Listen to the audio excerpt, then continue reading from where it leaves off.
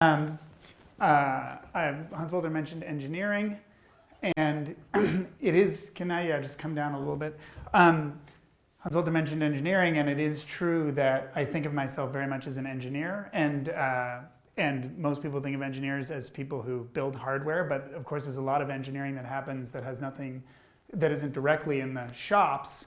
And one of the things we've been thinking about a lot in New York is and it's kind of a theme of Sloan Digital Sky Survey 5. Hans Wolter is the project scientist for SDSS 5, which is just starting now, and I'm going to talk a little bit about SDSS 5, but SDSS 5 is a project that involves a lot of hardware and a lot of software, and really the engineering challenge of SDSS 5 is that it's an integrated hardware-software system, and I think we should be thinking about engineering in a much broader way. And so some of the things I'm going to talk about, and basically this talk is entirely about engineering and about how we run big projects, but it's not maybe what you thought of when you went to school for engineering, as I did, but it didn't work out.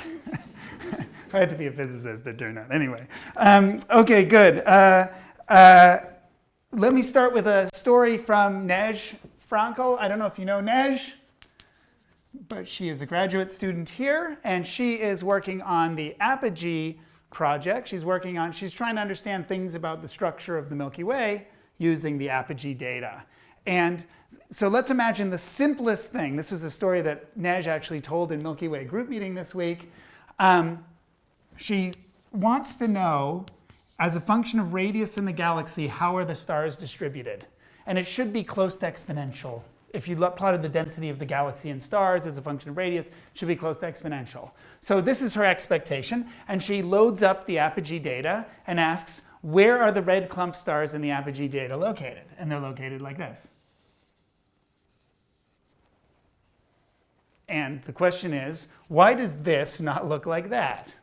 And of course, the reason is, these are the stars that were chosen for spectroscopy in the Apogee data, which is not every single star in the Milky Way.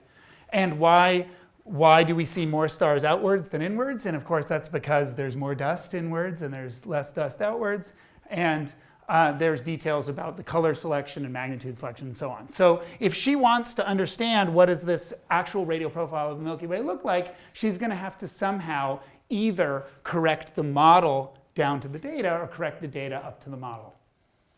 So that's kind of the story we're going to talk about, and I'm going to talk about what I think the right way to think about that problem is. But then I'm going to spend most of my time talking about how do you design this project, this Apogee project, so that you can do this. Because in fact, many projects I've been involved with can't even do this at the end of the day. And it's very easy to go wrong. So let's talk a little bit about how that happens. And I'm gonna try to offend as many people in the room as possible as I go. So in that spirit, one of the very important things that's going on in astronomy right now, and I'm involved in a little bit, is extreme precision radial velocity. So this is where, what am I talking about? Oh yeah, remember, I'm talking about spectroscopic surveys, so I'm going to bounce all over the place. Almost everybody in this room is involved in spectroscopy in some form or another. So I'm talking about this problem that you have targets and you want to know more about those targets. And then at the end of the day, you want to do something with the data you've taken. So a huge effort is going on in the world right now, including here in Heidelberg, in extreme precision radial velocity. That's where you're measuring the velocity of stars so precisely that you can see the radial velocity motions induced by planetary systems. And this has been extremely successful. Many planets, hundreds of planets, have been discovered and confirmed through EPRV projects. But if you think now about what you know about the whole population of exoplanets, when people come and when you ask people how many planets are there per star and how many multiple planet systems are there and what the inclination distribution and all those things, almost all of those results are coming from transit surveys, not from the EPRV surveys. Why not? Bias. It is effectively bias, but it's a very strange kind of bias. It's that these surveys have not been designed in such a way that you can correct the results back up to the truth or correct the truth down to the results. And we'll talk about why in a second. That's going to come up.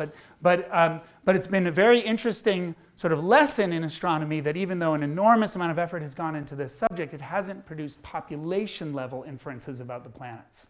Well, it has some, but they're very conditional, and we'll talk about the conditionalness in a minute. The same applies for supernovae. So the Good. constellation for transits were so many, we sometimes randomly. Good. Let me repeat that, because I could have given this as an example too. Maria mentioned supernovae. There's all sorts of projects to follow up time-dependent things, and this is going to be big business soon. ZTF is operating. LSST is going to eat all of our lunches. And so we need to be following up LSST events. How do we follow them up? If you don't follow them up in the right way, you're not actually going to learn about the population of supernovae. And there are a lot of mistakes have been made in that area. I had one other example. Oh, yeah. And I'm very motivated right now to think about these problems because we're thinking about SDSS-5. SDSS-5 has not started yet. In fact, it's not fully funded. In fact, its name might change. But Hans Walter is a principal on SDSS-5. And SDSS-5 is going to be a robotic fiber-fed survey that will take something like 15 million spectra over 5 years. And it's at 2 different telescopes, so it covers the whole sky. It's a beautiful survey, but this is a very big stick we're swinging around, and we want to make sure that we're able to do the science we want to do with it. And that means we have to think very hard about exactly how we select our targets. And of course, because this is robotic, we can even do time domain things, follow up events in time. We can do adaptive things where we change our strategy as we go. We can do all sorts of things. And of course, we are all dreaming about all the fun things we can do here, but we want to do things such that at the end of the day, we can do the inferences that we want to do. Okay, good. Okay, good. So how do I think about doing inferences? I want to use this example as an example just because it's so simple. We're just trying to understand what's the distribution of stars as a function of radius. So I want to think about that. I want to use this example in my head, and then I'll try to say things that get at what it looks like in a more complicated situation. Like the extreme precision radial velocity situation is much more complicated because it involves taking spectra over time. Whereas here we're just trying to measure the locations and velocities of stars. But I'm going to use this as a simple example, and we'll try. Just ask me if it's not obvious how it connects to other things. So the way I think about it is that all your understanding about the galaxy or the exoplanet population or whatever has to come through a likelihood function. Now, when I say that, I'm sounding very Bayesian because in Bayes, there's a rule that information is only transmitted through likelihood functions. So that sounds very Bayesian, but it's not extremely Bayesian, that position. It's also the case in frequentist estimators, your most efficient estimators are ones that are the optimum of a likelihood function. So whether you're a Bayesian or a frequentist, however you want to do your science, even if you just want to make a goddamn histogram of your stars and compare it to a histogram, if that's all you want to do, you still care about the likelihood function because that histogram is in some sense a representation of a likelihood function. And the way I want to, so I'm going to write a likelihood function. So I want to talk about the probability of my data given my parameters. So these are, say, parameters of the Milky Way. And the data, this is the survey. So for Nej, this is apogee. That's my data. And the parameters are the parameters of the Milky Way, which would be about the density of stars and the distribution of stars. And if there's, well, I have many things to say about this object. But this is the object that matters for Bayes, and it's an object that matters for frequentist estimators. But the one problem is there's a lot of situations you get into in which you cannot write a likelihood function. It's very easy to design your survey so you cannot write a likelihood function. And I'm going to give you some examples as we go. But I'm going to write the form that you'd like your likelihood function to be in. If you can write it in the form I'm about to write, you're good, and you'll be able to do your science. So the form that I want to write it in is it's a product over objects, which let's think of it as a stars n. So a product over objects. And what the objects are will be different in different surveys. It might be galaxies or it might be globular clusters or something. A probability for the data on object n, so the data on n, given the star that n is, After all, you don't really observe the star directly. You get some magnitudes or colors. It's not like you get all the properties of the star. You get some data on the star. And this, you can think of this object as like a noise model. It's like your data are a noisy representation of what you care about. And then there's a model of the galaxy, which is where are the stars in the galaxy. So these are the parameters, remember, that describe the whole galaxy. And those parameters generate stars. That's like if you have an exponential disk, stars are placed down exponentially. And then there's some probability. Now I've got a capital P here. These are going to be thought of as continuous probability distributions. Now there's a discrete probability. Did I observe that star? That's my selection function. That's the thing which transforms this into this, is this selection function. And that's going to depend on the properties of the star. And then technically, if I really want to get this to work, I have to do an integral d star. Meaning, I integrate over all possible stars that could have created this data. And this is a generative model. This is what a machine learning person would call a generative model. There's parameters of your overall galaxy. There's latent parameters, which are the properties of the stars. And then there's observed data, which are generated by those stars. And you want to know these parameters, you integrate out the stars. That's what the likelihood function ideally would look like.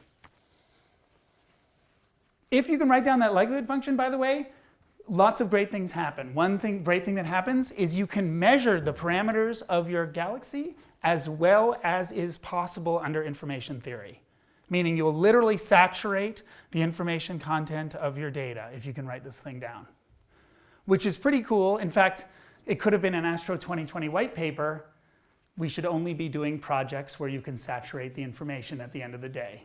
Because why would you spend taxpayer money on a project where you're not saturating the information at the end of the day? And by the way, I see Corin there.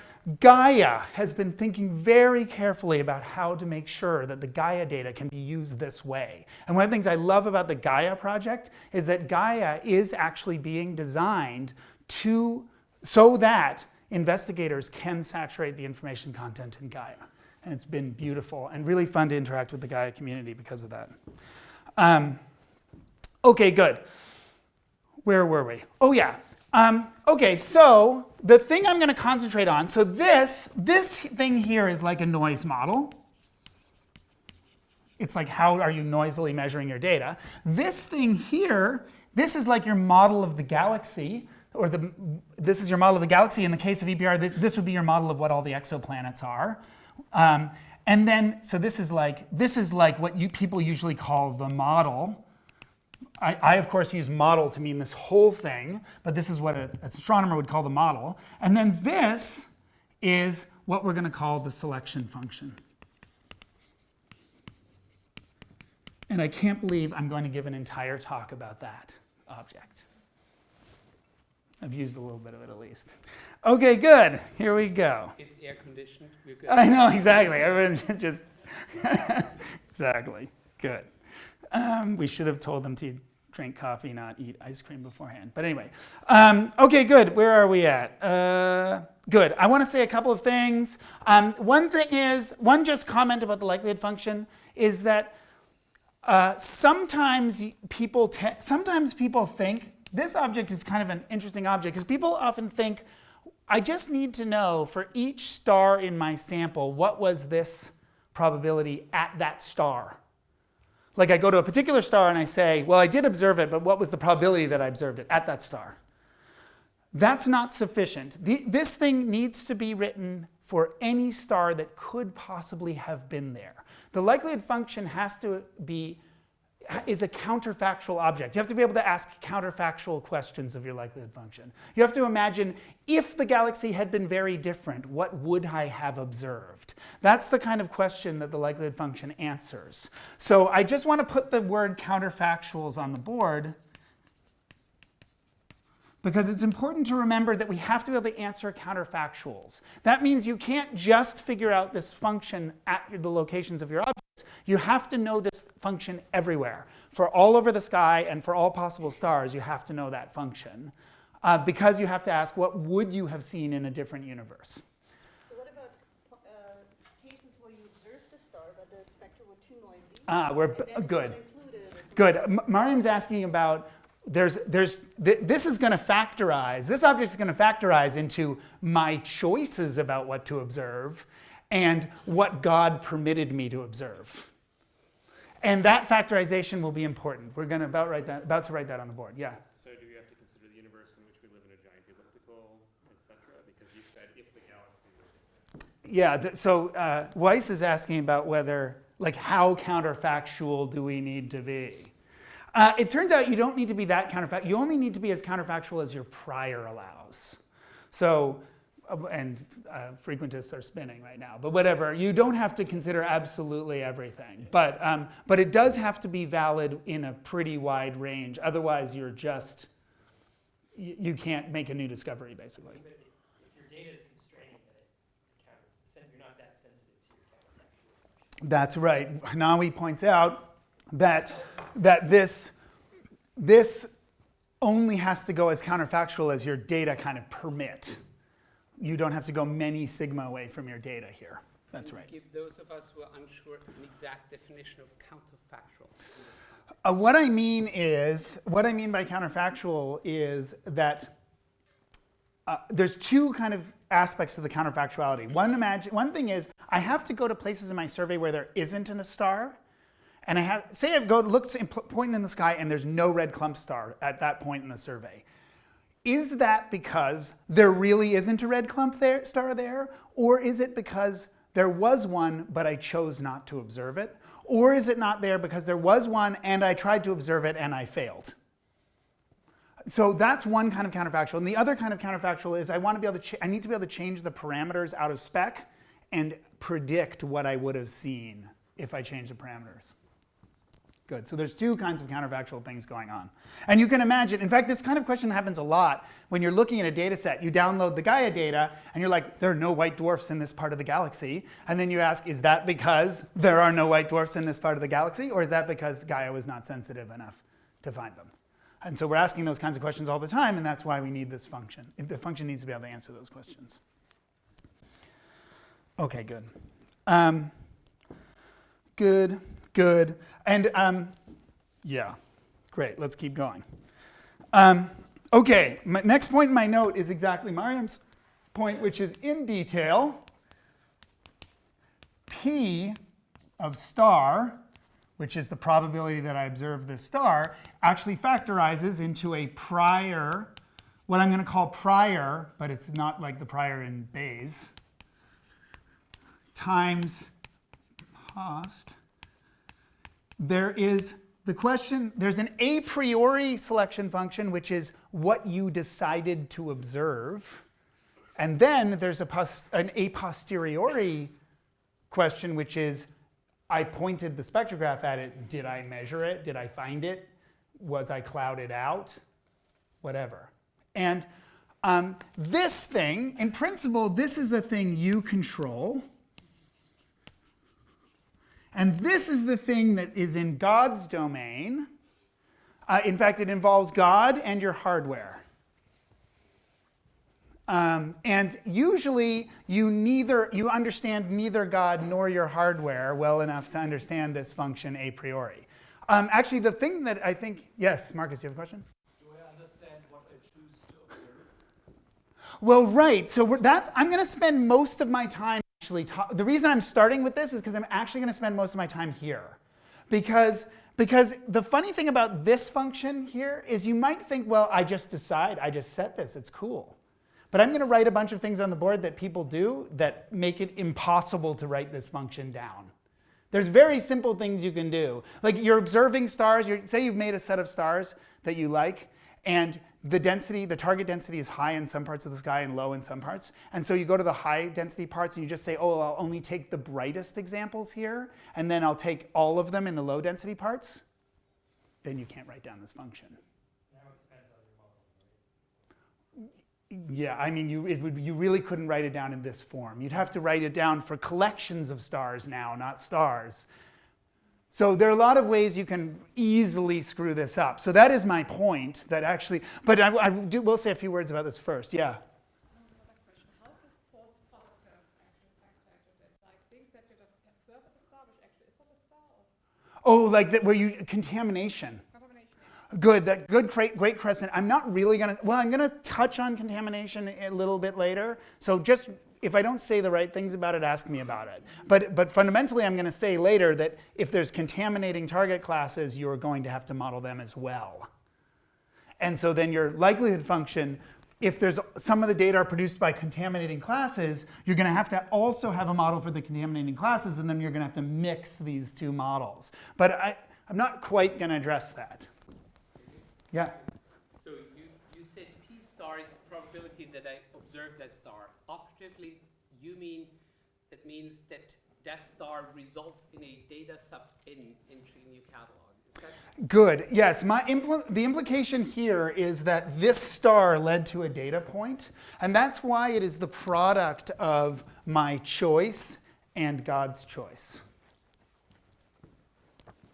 Good. Good. Okay, good.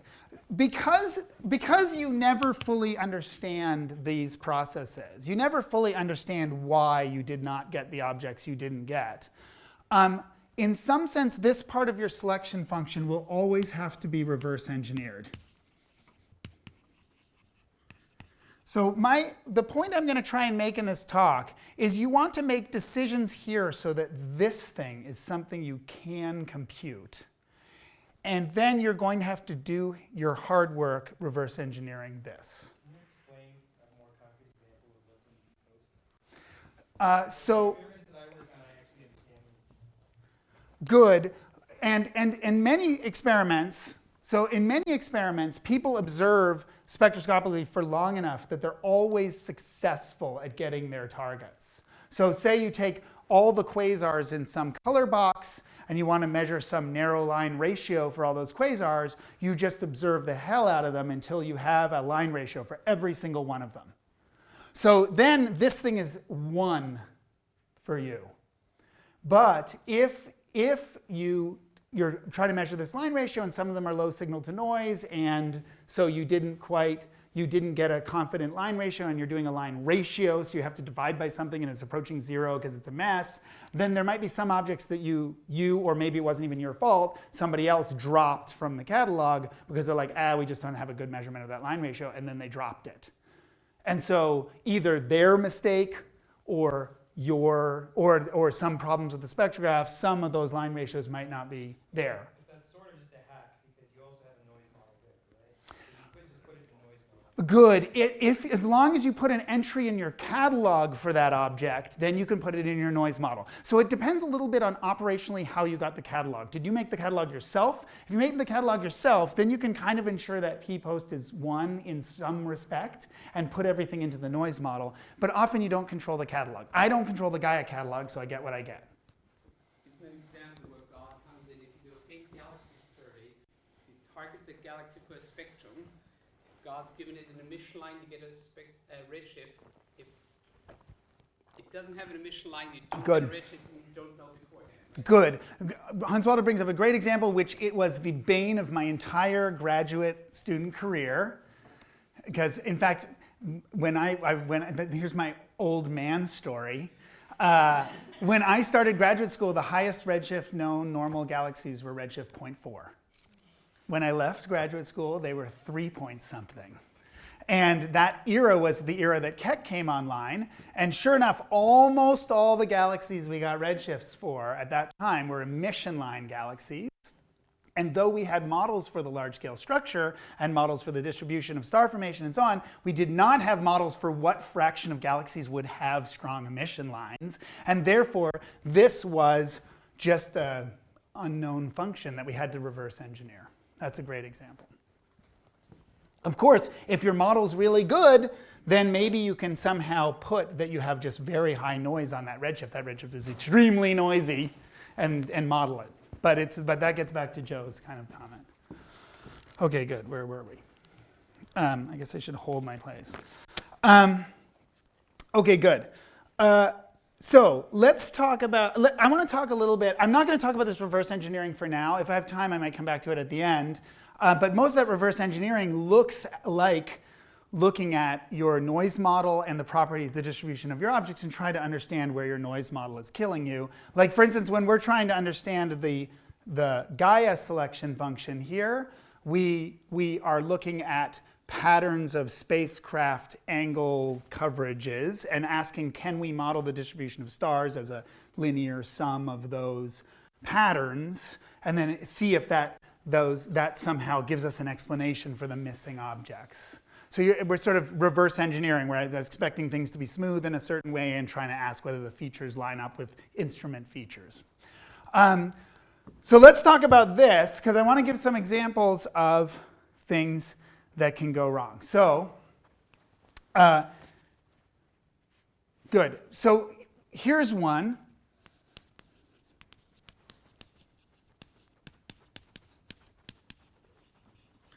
This source is no longer promising. That is fundamentally the thing that kills the EPRV projects. Very few extreme precision radial velocity projects are willing to continue observing stars that are noisy or show no interesting signals. Either show noise signals or no interesting signals. And I understand them because it's an expensive resource. Why are you going to spend more telescope time chasing stars that aren't going to be productive? However, if you make this decision on the fly in a room with people, then you cannot write down that function. Here's another one. Well, you can, but it involves building a model of the people. Which, you know, we're going to come back to that. We're not done with that idea. Okay, here's another one. I have observed all known globular clusters. Then you also cannot write down this function, because how were these globular clusters known? I sure as hell don't know.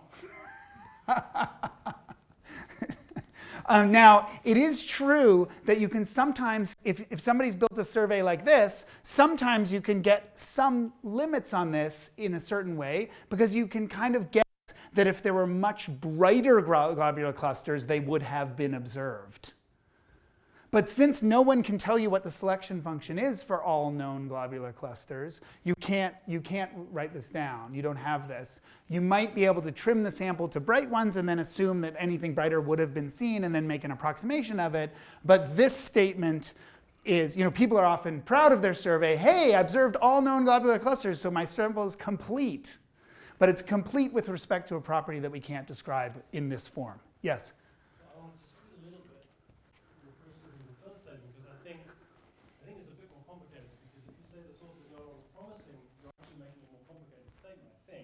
Namely, it hasn't met some kind of criteria Good. of signal to noise.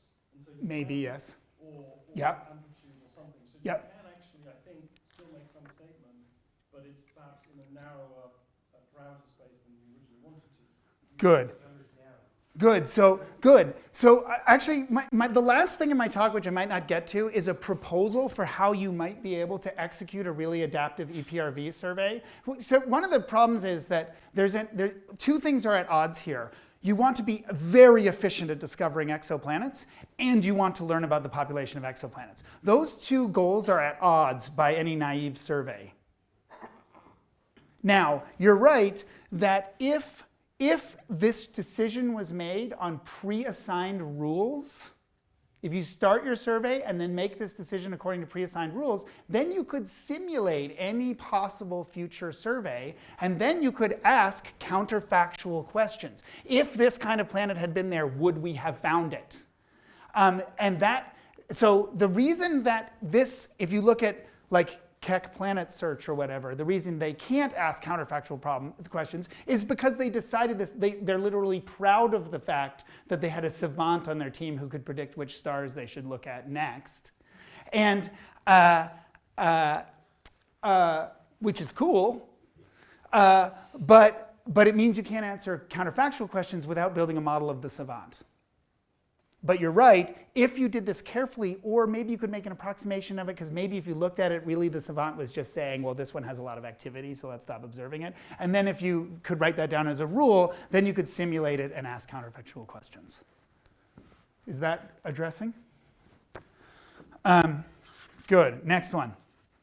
I've already said this one before. I have n greater than k stars in my field. I can only observe k, so I observed the brightest k. And actually, there's a moment in the Segway experiment on SDSS-2 where they observed every second. They ordered them by magnitude and observed every second star by magnitude, which is actually worse than this. But the reason that this can't be written in this form is because here you can only make statements about batches of stars. So now, of course, you could rewrite your likelihood function in terms of batches of stars now, but in general, as you make your likelihood more combinatorically complex, it becomes impossible to compute. So it's very unlikely that you'd be able to computationally write your likelihood if it was on batches of stars, because you get into factorials start to appear and combinatorics start to appear. So this is generally kills you. But what if you say you have a magnitude limit? I mean, usually, that's what's... Good. Good. Mariam asks, what about a magnitude limit? No, you are allowed to put down a magnitude limit, but you have to put it down independent of this. Actually, the weird thing is, yeah, you have to put it down independent of the stellar density. You can't have your magnitude limit vary with the stellar density because then you can no longer write it independently because then the probability of the star being observed now depends on the properties of the other stars in the vicinity of it. So now, on the other hand, what you can do is anticipate that the stellar density will increase as you go towards the center of the galaxy and step down your magnitude limit as you head towards the center of the galaxy. And as long as you do that stepping down a priori before you start observing, then you get back to the state that you can write this again. So the funny thing is, if you anticipate yourself getting into this situation, you either have to subsample the stars randomly, or you have to change your selection function so that you will not hit this situation or won't hit it very often. The Boss quasar survey did exactly that. Yes, I know. I've got this on all. I've been in projects that meet each of these criteria. Okay, good. And then one that Hans. Yeah, go ahead. Half-hour mark. Good, perfect. I'm halfway through my notes. Another one that Hans Welter enjoys, in fact, he brought up yesterday, is young stellar objects stand out by their variability. Now, this is a statement that was made in the SDSS-5 mailing lists because there's a project in SDSS-5 to catch the young stellar objects. And if you want to find all the young stellar objects, there's various things you want to do. You want to look for things above the main sequence. I don't know anything about young stars. You want to find rapidly rotating, flaring stars. You want to do all sorts of things. You want to add all these. And one of them is variability. And so this is interesting. We could do a good job finding the young stellar objects if we use their variability. But the problem is we do not have a generative model for the variability of young stars. We don't have a generative model. So now let's remind ourselves about how we're going to use this function. We're going to put it into something where it's probability of star, and the stars are generated by our model. If this probability is based on a property of the star we can't model, then it's a property that we can't use in our inference. Right? So now, of course, somebody might come along in SDSS-5 and give us a physical model or an effective model for the variability of young stellar objects. That would be great. Then we'd be able to use the variability. But if we don't have a model for the variability, we can't actually use it in the selection. Yeah. Sorry, the noise model is part of the model, right? Yes. We You can make a model that captures the variability of stars. Good. So good. You're just repeating what I just said, which is that if you select on the variability, then you will have to build a model of the variability. Now, that might not be that bad. That might be easy to do. I don't know. It'd probably be fun. I'd enjoy that. But the young stellar objects people who are proposing this don't have a model for their variability, so we're pushing back on this. But of course, if they come back to us and say, OK, we now have a model for the variability that works, then I personally would support using the variability for the selection. But I'm saying empirical model. No, it could be empirical. Good. A very important point that Morgan's bringing up is when I say model, I don't necessarily mean physical model. I can mean just effective model. That's right. And remember, we're only ever going to have an effective model of this anyway. So you're allowed to have an effective model of this. Yeah, that's true. Good. Okay, good. Okay, so I've spent some time telling you why all sorts of people have made mistakes. Now I'm going to tell you, how do you know if you're doing it right? Maybe I'll leave that board. Maybe I'll turn this over because this is just embarrassing. Especially since I've made every one of those mistakes in my career. Okay, so how do you know you're okay? Good. Colon. Okay, so I'm going to say something a little bit unpleasant. Well, let me say the easy part first. The easy part first is you want to make sure that the selection function, the way you selected the objects, is based on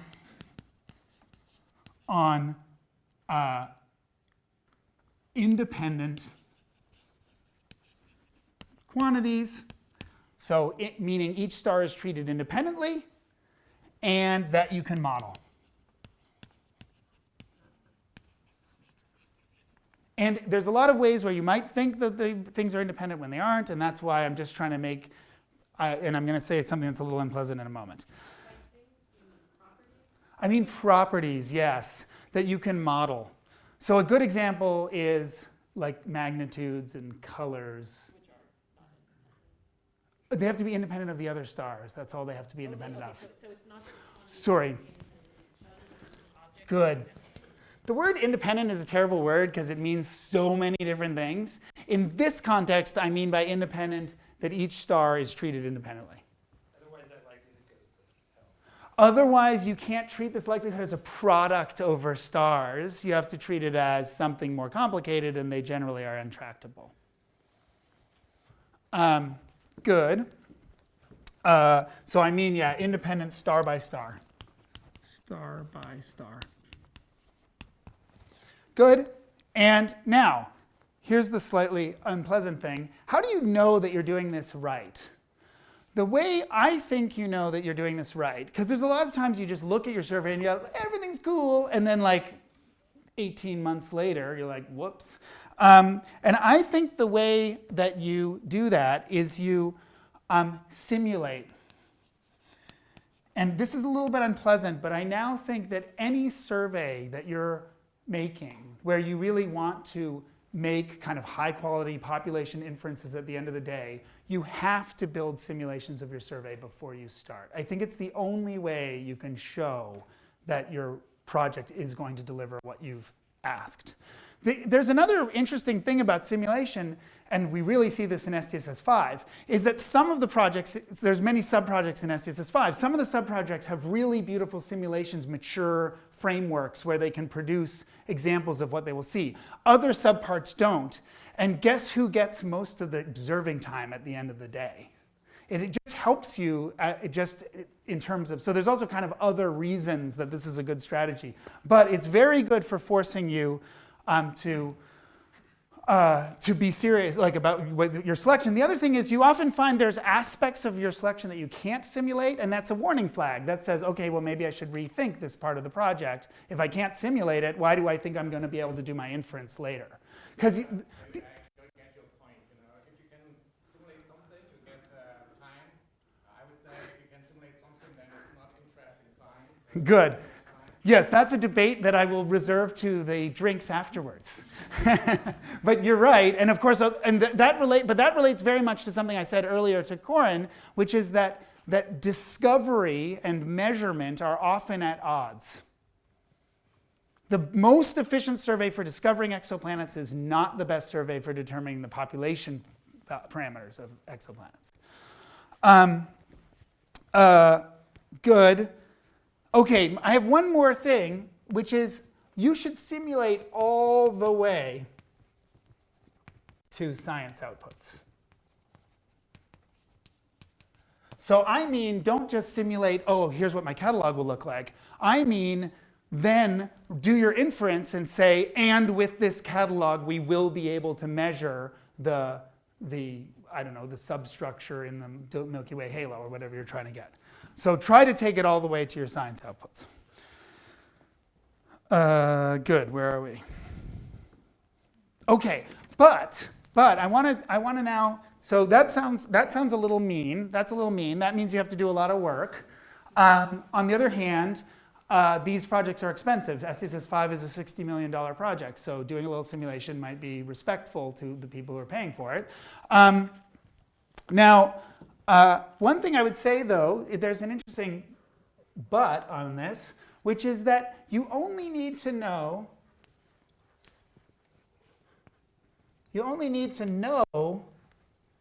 your selection function as well as your scientific questions demand. Sorry, I'm getting too low on this board, but I will flip it in a second. As the scientific questions demand. Meaning, if your model of the Milky Way is only a kind of 20%. So for instance, we know there's kind of non-axis symmetries and spiral arms and stuff in the 15 to 20% level in the Milky Way. So if you're trying to understand the scale length of the Milky Way disk, you don't need to know it to 0.01%. It doesn't even exist at that level. And so if that's your goal, you only need to know the selection function to the same level of precision as you're trying to understand these things.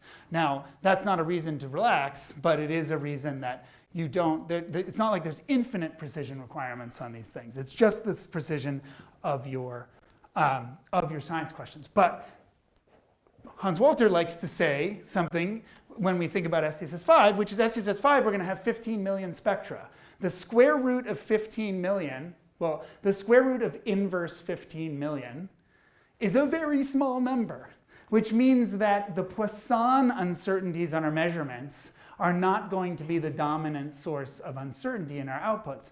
It's for many projects we do with Sloan 5, it's the selection function that's going to be the dominant uncertainty for our science. So I guess this consideration cuts both ways. You only need to know this as well as you need to know it for your science, but it's probably going to be the limiting thing for your science. Corn. So, can you be more specific on what you mean about the simulation? Because I can imagine a situation where I do a simulation by survey, do the survey, results show me my simulation is complete rubbish, but my data is still really useful. Good. Good. And this maybe slightly addresses Tomas's point, which is that actually this simulation does not have to be good. The simulation can be of a universe that's totally unlike our own. The point of this simulation is not to tell you what your answer will be. It's to tell you that you designed your project so that you can answer your scientific question. But the scientific question based on your simulation, so if the simulation is total rubbish, then your question is also rubbish. That may be, good. I'm not going to object to that point. If you really are but if you're really in discovery mode, you probably shouldn't be using all 15 million of your targets on it. You know, like, I don't know exactly how to say this, but there are certain things about the galaxy that we know we are going to be measuring, and we know we are planning within that context. Now, if you're in total discovery mode, you probably can't meet these requirements. If you really think you're going to find chaos, like if you're doing the first ever EPRV experiment trying to find exoplanets, you have no idea what's going to be out there, then you don't really need to obey these because it's going to be a really big discovery, and that's not really what we're talking about. But David, I would not agree with this. So in the exoplanet science field, we are in the discovery mode. And I can give you many examples for that. And we can do tons of simulations to predict something, but I can tell you that the data speak for themselves. Yeah, and I think I opened by talking about the fact that EPRV has been extremely successful without ever meeting any of these conditions. That's right. I mean, isn't your point about simulation just that it allows you to catch the places where you make decisions that basically That's right. break that likelihood That's and right. allow you to not do inference? That's right. My position, Joe just restated my position, which is that the point of doing simulations is not to tell you what the answer is. It's to reassure yourself that you can do a populations level inference at the end of the day. If you don't care about populations inference, I don't care. Yeah. I actually would like to break the point into simulation side specifically. Because by the end of the day, if you simulate what you think you know based on, let's say, very small sample volume of the planet, at least you know then in discovery mode that what you observed, which is very different from what you simulated, is something worthwhile actually following up Good.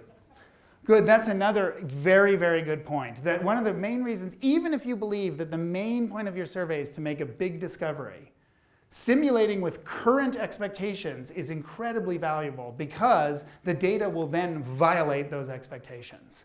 But you will know that you can still make measurements in that survey. Good, that's a very nice point. I like that. Okay. Hogg said in Frankfurt many years ago. You can read that in Hog's philosophy books, right? Yeah, it's very much related to falsifiability. Good. And so does this counterfactual point that I was making earlier. It relates to falsifiability. That's what we do. Okay, good. Where are we? Okay, now I want to put up some open questions. There's some things we don't know about this problem. And one of the reasons that, so Hans-Walter and I have been discussing this, and hopefully we'll be writing a paper on this at some point. But I want to write some open questions. Because there's some things where at least should you select on dust corrected quantities? Should you dust correct before you select, or should you select on observed quantities? And it's very interesting because if you select on dust corrections, you're kind of believing these dust corrections, and then as your knowledge changes, you're going to have to build a model for how wrong your dust corrections were. On the other hand, if you select not dust corrected, then your dust map becomes order unity in everything you do. So it's an open question whether it's better to be dust corrected or not. And it's crazy that that's an open question in 2019. Because I've literally been thinking about that question since 1998.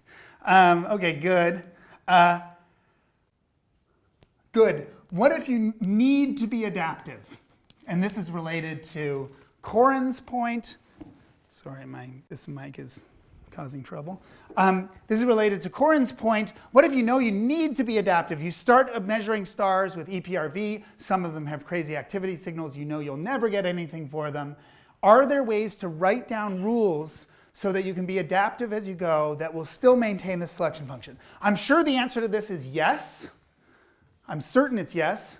However, those rules have not been written down yet. So it's an open question in the sense that we don't have a plan. And I'm working on a project called Terror Hunting Experiment, where we are hoping to be at least somewhat adaptive. We're going to spend 10 years on 40 stars. If you're going to spend 10 years on 40 stars, you really need an adaptation strategy.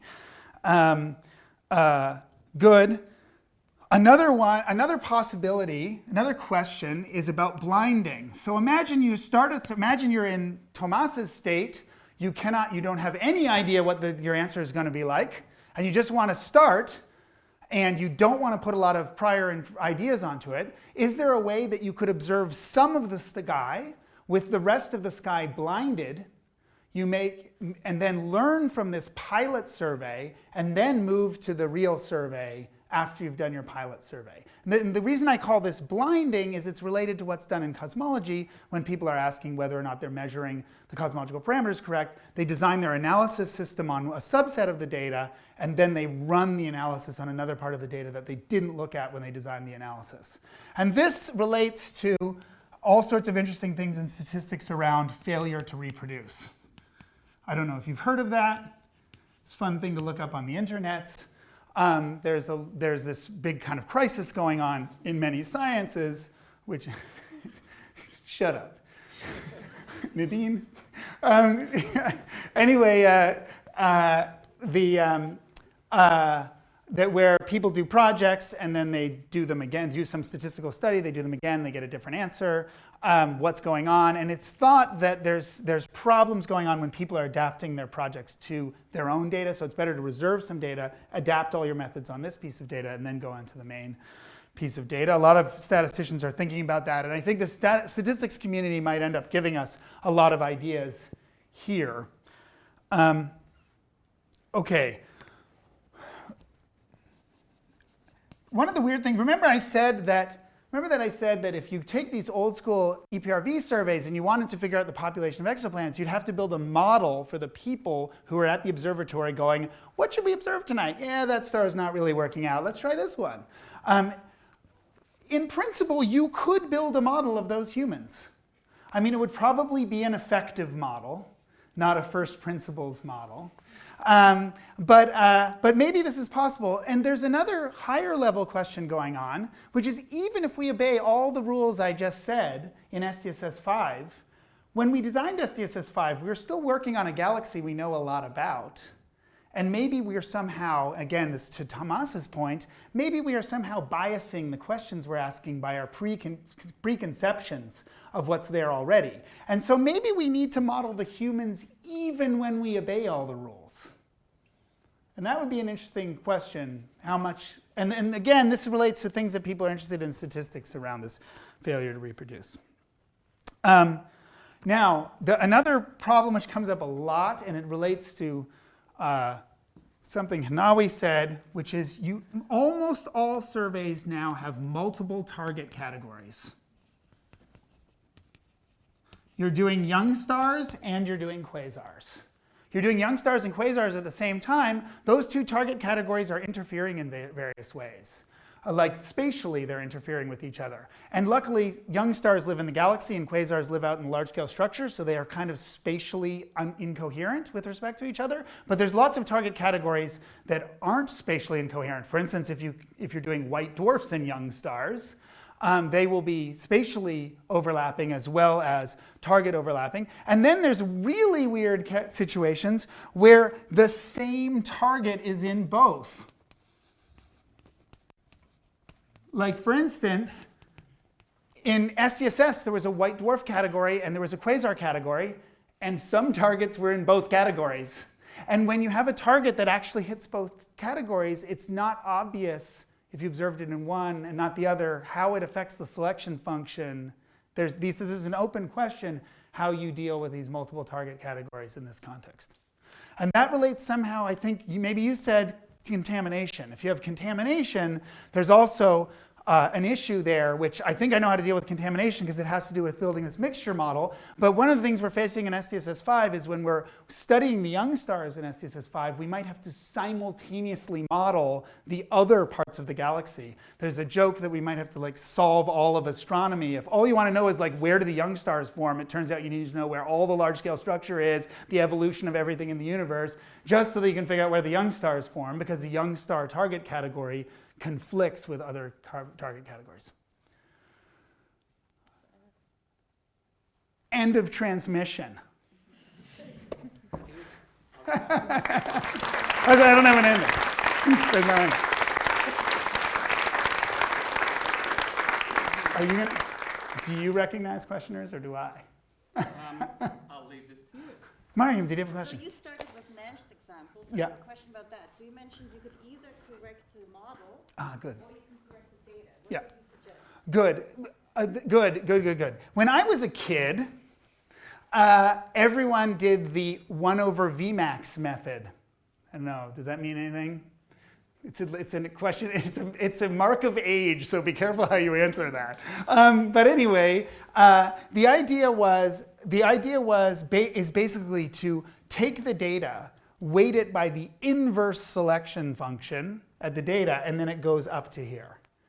And what I've written here is the opposite. Here we take the model and we're weighting it down to the data. And I wrote it like this. This is the correct thing to do. It's always more correct to weight down your model to the data than to weight up your data to the model. And the reason has to do with the variance of the estimator. Because what happens is when the data get really, really low, you're now weighting a very few stars up, and it becomes very sensitive to how much you weight it up. Whereas if you weight down your model, it just becomes the tail of your model. So it is always better to weight down your model than up your data. However, even if what you want to do is just weight up your data, you still need to obey all these rules. So it actually, whichever way you want to do your data analysis, you have to obey these rules, but it is always better to weight down your model than up the data. Tomas.